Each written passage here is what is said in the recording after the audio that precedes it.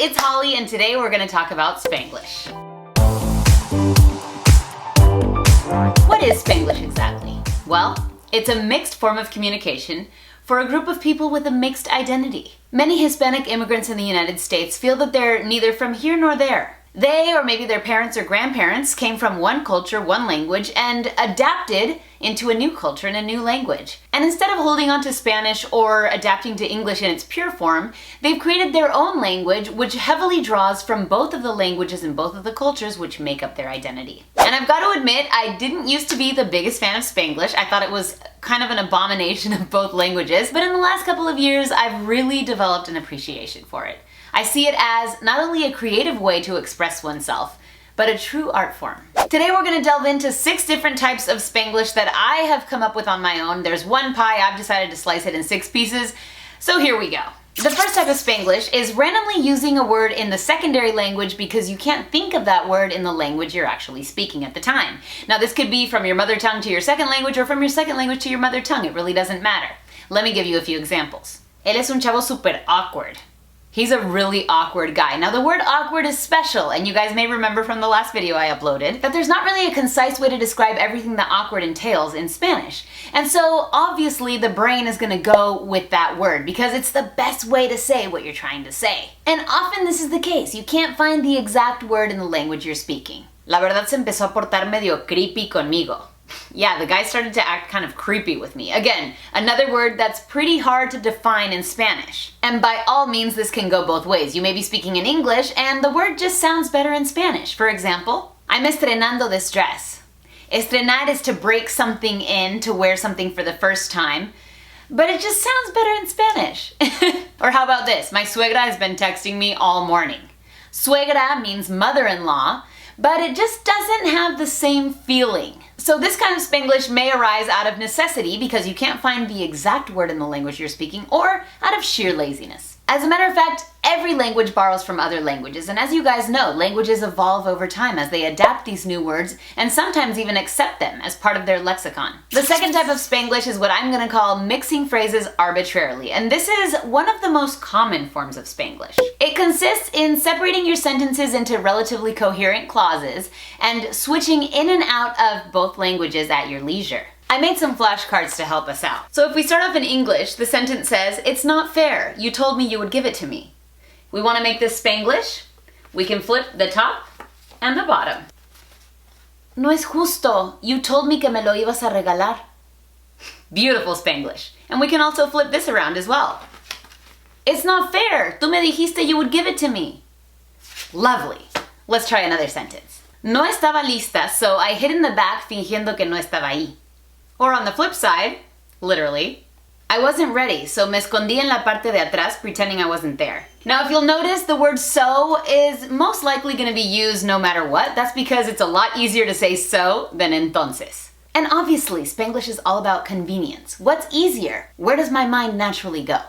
Creo que Spanglish is more of a lifestyle more than anything else because we were the generation that was raised in doble cultura, bilingual, bicultural.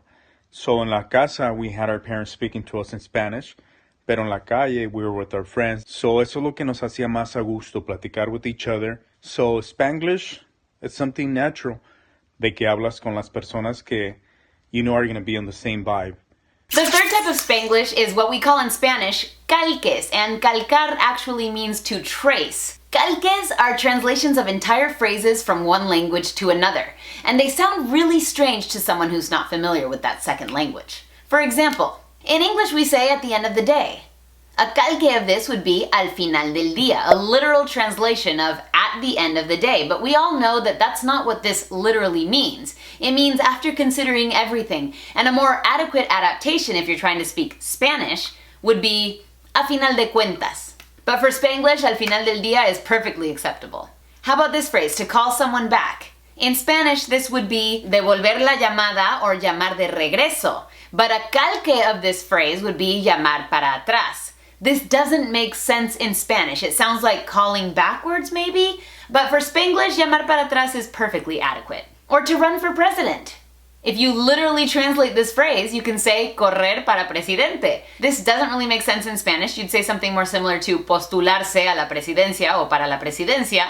But in Spanglish, correr para presidente is perfectly acceptable. The fourth type of Spanglish is creating new words or phrases. Now, sometimes this feels necessary because, again, the perfect word doesn't exist in that second language. For example, lo estaba stalkeando. That means I was stalking him in the modern cyber definition of the word stalking, checking someone's social media, looking at their pictures, reading their tweets, etc., trying to find out about them by their cyber presence. There's not really a word in Spanish that sums up this whole idea in the same way, so they revert to just using stalking, but turning it into a Spanish word. If you read the word stalk as if it were in Spanish, it would be estalk.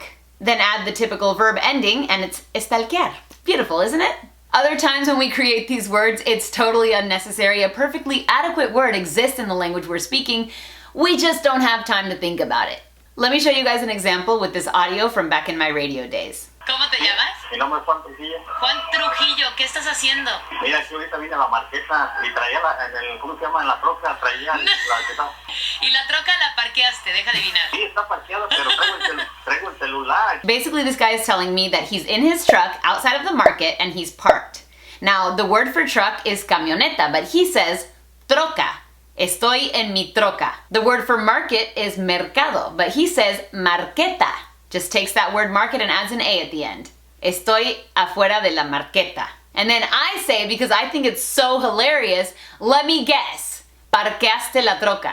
The word for park in Spanish is estacionaste. And he's like, yeah, parqué la troca. So although this sounds a little strange, I do appreciate the practicality of it all, you know? Why say estacionar if you can say parquear and your audience will understand you just as well? The fifth type of Spanglish involves using existing words incorrectly. You've probably heard of false cognates.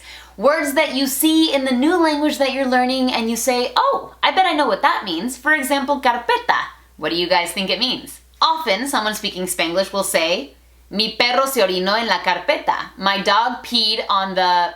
Wait a minute, what does carpeta actually mean in Spanish? Well, it means folder. But for someone who speaks Spanglish, carpeta does just as good of a job as alfombra to describe a carpet. Another one that I hear very often is introducir. Te voy a introducir a una amiga. Now this does not actually mean I'm going to introduce you to a friend, although it sounds like it should. Introducir in Spanish actually means to insert, so that's kind of odd, right? But in Spanglish, introducir is perfectly acceptable. How about this one? Acabo de realizar que tengo hambre. I just realized I'm hungry, right? Well, not in Spanish. Realizar means to achieve or accomplish something, not to realize. But again, if you're speaking Spanglish, they will understand what you're trying to say. Now, the sixth and last kind of Spanglish is pronouncing proper nouns in their original language. And I have always been a proponent of this, although sometimes you can get into some gray areas where it feels a little odd. I'll give you some examples. When I was 7, my whole family moved to Mexico. I think that's kind of going a little too far because Mexico is a word that we use very often in English. We no longer need to say Mexico. But how about city names? Guadalajara.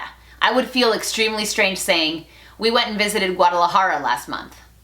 It's not Guadalajara, it's Guadalajara. So I'd say the more specific and the more obscure a name is, the more important it is for you to pronounce it in its original language. This gets odd in the US obviously because so many cities and so many street names are in Spanish. So what do you call the city of Los Angeles? When it comes to cities in the US, I'm going to pronounce them in English because in the context that I'm speaking, it makes sense. I'm not going to say, oh yeah, I went to Los Angeles. But I did find myself pronouncing street names in Spanish and everyone thought I was a complete weirdo. Back in Azusa, I'd be like, oh yeah, turn right on Barranca Avenue. And they're like, on what? I'm sorry, what? Oh, Barranca.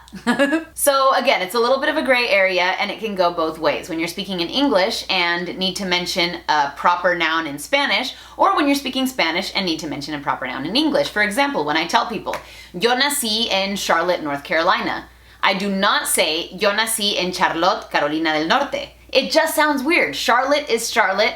I don't care where you are. But again, for the country, I wouldn't go so far as to think that I have to pronounce it in its original language. Yo soy de Estados Unidos makes much more sense than yo soy de United States. That's just bizarre. Now, I get a lot of crap for this because I pronounce words like Instagram or Wikipedia in English even if I'm speaking Spanish, so it sounds kind of weird. I'll be like, acuérdense de seguirme en Instagram. Lo busqué en Wikipedia. And people have so much fun making fun of me. What do you guys think? Do you need to pronounce proper nouns in their original language or in the language that you're speaking at the time? Now, the last point I want to mention is appropriateness. Spanglish is awesome, it's wonderful, it's an effective, unique, and creative way to communicate with other people who are like-minded and have gone through similar experiences as you, aka they understand Spanish, they understand English, and they know how to fuse them together to create this hybrid language. However, as with anything, there's a time and a place for everything. So know your audience and try not to make people feel uncomfortable. And if you're on the other side, don't assume that someone who's speaking Spanglish is just trying to brag or maybe they're being lazy. It just happens to be that perfect fusion, that perfect representation of their multicultural selves.